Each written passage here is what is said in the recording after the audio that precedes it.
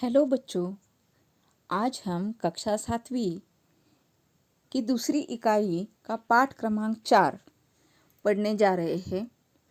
यह पाठ एक साहित्य के आधार पर, विज्ञान के आधार पर रचा गया है। जैसे कि हम सभी जानते हैं कि जो कुछ भी हम बोलते हैं, लिखते हैं, वह शब्दों के द्वारा ही सहज शक्य है। तो इन्हीं शब्दों के बारे में जानकारी इस पाठ में दी गई है। देखिए, इस पाठ के रचनाकार जो है वह है डॉक्टर सूर्यनारायण रणसुभे। उनका परिचय हम देखते हैं। जन्म 7 अगस्त 1942 गुलबर्गा, कर्नाटक में हुआ है। उनकी रचनाएं लगभग 65 पुस्तकें हैं। अनुवाद का समाजशास्त्र तथा हिंदी कथा साहित्य और देश विभाजन उल्लेखनीय है। उनका परिचय: डॉक्टर रणसुभे जी मराठी भाषी हिंदी लेखक, प्राध्यापक, अनुवादक, समीक्षक के रूप में जाने जाते हैं। प्रस्तुत निबंध के माध्यम से लेखक ने शब्दों की शक्ति को दिखाते हुए इनकी संपदा को बढ़ाने के लिए जागरूक किया है।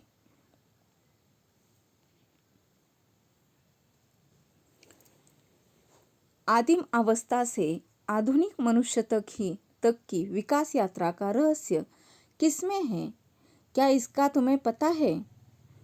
अधिकांश लोग इसका उत्तर देते हैं कि अन्य प्राणियों की तुलना में मनुष्य का विकसित मस्तिष्क इस पूरी प्रगति व संस्कृति के मूल में है।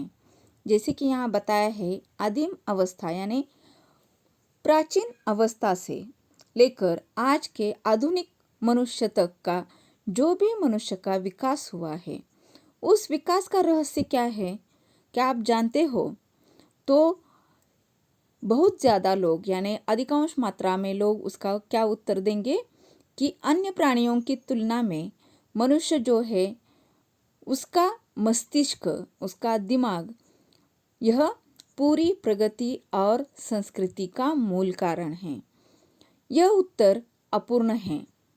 पूर्ण उत्तर यह है कि मनुष्य की प्रगति हुई वह इसलिए कि इस मस्तिष्क ने भाषा की खोज की। जैसे कि यहाँ बताया है कि हम सभी जानते हैं कि प्राणियों की तुलना में मनुष्य अपना ज़्यादा विकास कर पाया है, और वह अपने दिमाग के द्वारा, अपनी बुद्धि के द्वारा। लेकिन यहाँ रचनाकार लेखक कहते हैं कि यह जो उत्तर है वह अपूर्ण है। लेकिन पूर्ण उत्तर क्या है कि मनुष्य की प्रगति अगर हुई है तो वह इसलिए कि मनुष्य ने या मनुष्य की बुद्धि ने, मनुष्य के मस्तिष्क ने भाषा की खोज की है, और यही भाषा ही सभी प्रगति की जड़ में है। यानी जो भी विकास हुआ है उसका मूल जो है वह भाषा है। दुनिया की सभी ज्ञान शाखाओं का विकास हुआ भाषा के कारण। जैसे हम सभी जानते हैं कि संसार में, विश्व में बहुत सारी भाषाएं बोली जाती है, और हर एक भाषा का विकास अगर नहीं हुआ होता तो यह संसार या यह विश्व का विकास नहीं हुआ होता। भाषा का अर्थ है सार्थक शब्दों का व्यवस्थित क्रमबद्ध संयोजन। जैसे कि हम जानते हैं कि अगर हम भाषा यानी भाषा के जो मूल होते हैं वह है वर्ण, अक्षर। इन अक्षरों को ठीक से नहीं बोलेंगे या उनका व्यवस्थित क्रमबद्ध संयोजन नहीं करेंगे तो वह सार्थक शब्द नहीं तैयार होगा।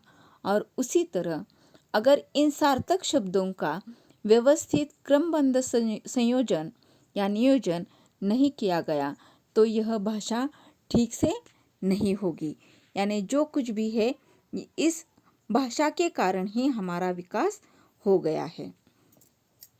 शब्दों का यह संसार बड़ा विचित्र है। शब्दों की ताकत की ओर हमारा ध्यान कभी नहीं जाता। जैसे कि यहाँ बताया है कि यह शब्दों का संसार यानी जितना भी सारा शब्दों का यह भंडार है वो बहुत ही विचित्र है। शब्दों की ताकत जो होती है उसकी ओर हमारा ध्यान नहीं जाता, क्योंकि हर रोज़ हम बोलते हैं, पढ़ते हैं, लिखते हैं, लेकिन इन शब्दों की ताकत की तरफ हमारा ध्यान नहीं जाता है। शब्द ही मनुष्य को ज्ञान से जोड़ते हैं, शब्द ही मनुष्य को मनुष्य से जोड़ते हैं और शब्द ही मनुष्य को मनुष्य से तोड़ते हैं।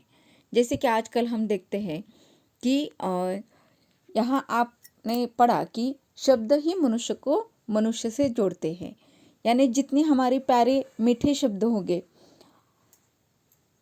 इसलिए मनुष्य मनुष्य से जुड़ जाएगा। लेकिन अगर हमारे शब्दों में तीखापन है या द्वेष की भावना है तो मनुष्य को यह शब्द मनुष्य से तोड़ते हैं।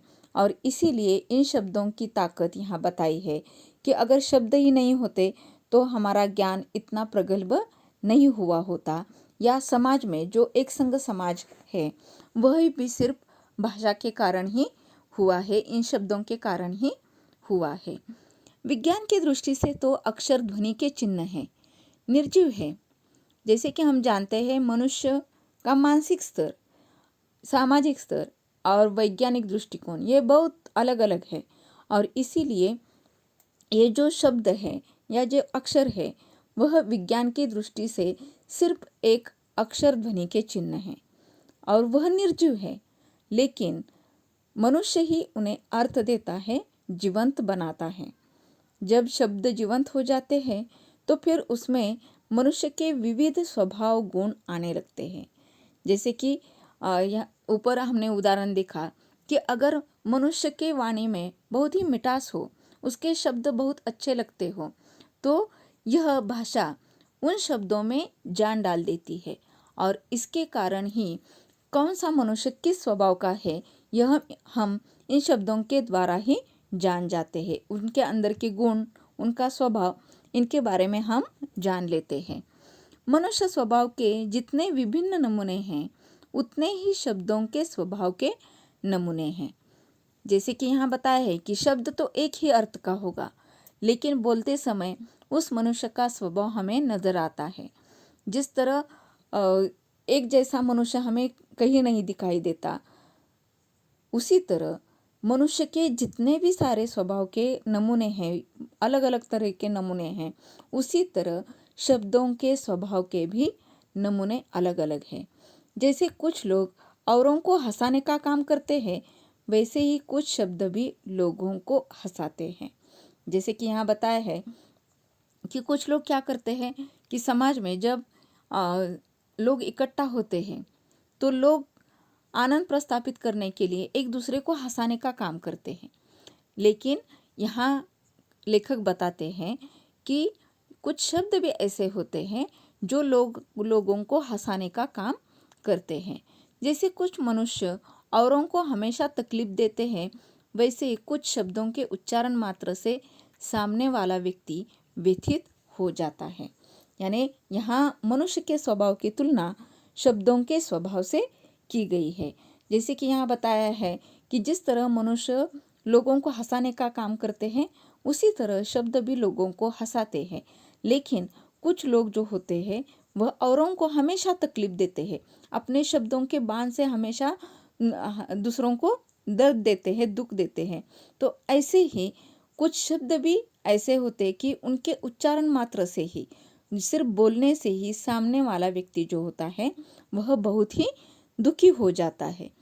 तो इन शब्दों का संचय किस तरह हुआ या यह शब्द संपदा किस तरह बढ़ गई, यह हम अगले भाग में देखेंगे। धन्यवाद।